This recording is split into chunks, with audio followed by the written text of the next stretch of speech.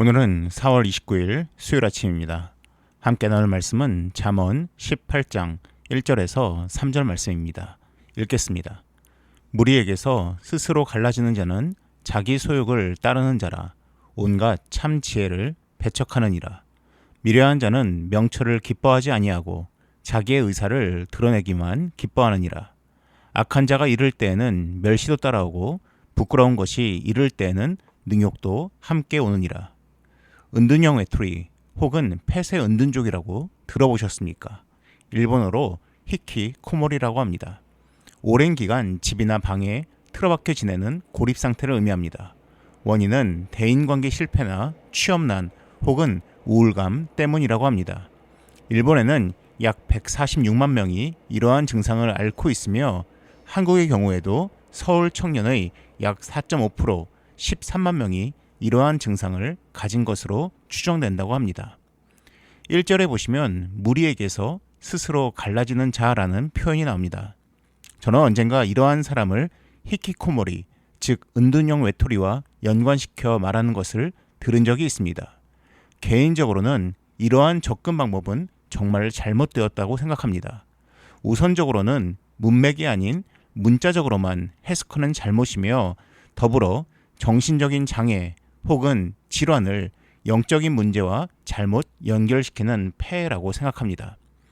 1절에 나오는 무리에게서 스스로 갈라지는 사람은 다른 사람과 어울리지 못하는 사람 혹은 사람들을 피해서 집에 머물러 있는 사람들을 말하는 것이 아닙니다.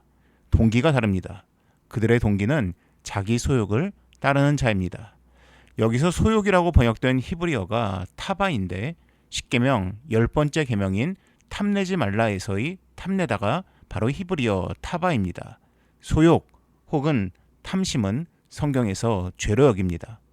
탐심이 죄인 이유는 첫째로는 가질 수 없는 것을 가지려 하기 때문이며 두 번째 이유는 이미 넉넉히 가지고 있음에도 불구하고 지나치게 많이 가지려 하기 때문입니다. 이러한 소욕 혹은 탐심을 가지게 되면 결국 타인을 멀리하거나 타인을 상하게 할 수밖에 없습니다. 반사회적 행동들이 따라옵니다. 더불어 따라오는 것은 반지성적인 행동입니다. 온갖 참 지혜를 배척하는 행위입니다. 비합리적이고 비이성적인 행동들을 일삼을 수밖에 없다라고 이야기합니다. 자신의 욕심을 악세우는 사람들의 특징이 있습니다. 타인의 의사나 타인의 상황은 전혀 듣지도 않고 배려하지도 않습니다. 자신의 주장만 내세웁니다. 2절에서도 그러한 모습을 언급하고 있습니다. 명철은 기뻐하지 아니하고 자신의 의사를 드러내기만 기뻐한다라고 이야기합니다. 명철이란 타인 혹은 상황에 대한 이해를 이야기합니다. 그래서 영어 성경에서는 understanding이란 단어를 사용하고 있습니다. 상황이 어떠한지 혹은 다른 사람의 형편이 어떠한지는 전혀 살피지 아니하고 그냥 내 이야기만 하는 모습을 이야기하고 있는 것입니다. 3절의 해석은 조금 어렵습니다. 두 가지 해석이 가능합니다. 1절과 2절에 표현된 사람들, 즉 악한 자로 인해서 다른 사람들이 멸시와 무시 혹은 모욕을 당한다로 해석이 가능하기도 하고 혹은 악한 자들은 결국 무시와 모욕 그리고 능욕을 당하게 된다도 가능합니다.